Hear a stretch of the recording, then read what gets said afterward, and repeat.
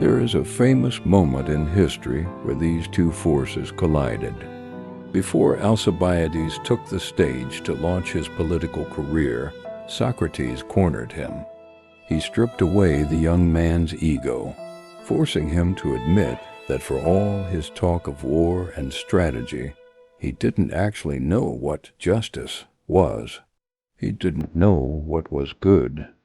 He was operating on pure ego. Socrates warned him, "If you take power now with this disease in your soul, you will not just destroy yourself. You will burn us all." For a brief moment Alcibiades wept. He felt the truth of it, but the sound of the crowd cheering his name was too loud.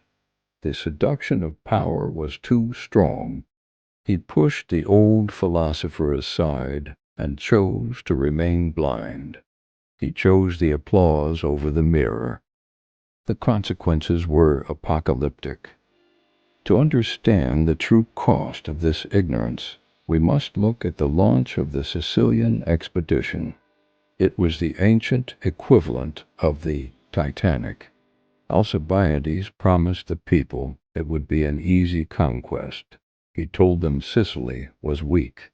He told them it was full of gold waiting to be taken.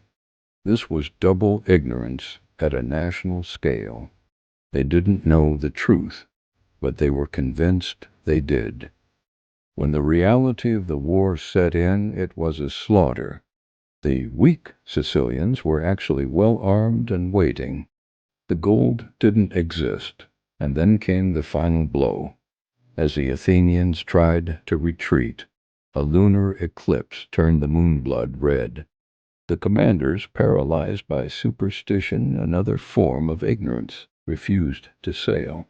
They sat still in the water for 3 days, waiting for the omens to clear. The enemy did not wait. They slaughtered the trapped fleet. 7,000 survivors were thrown into the stone quarries of Syracuse.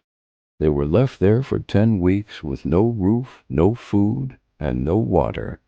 Thucydides, the historian, wrote that the smell could be detected miles away.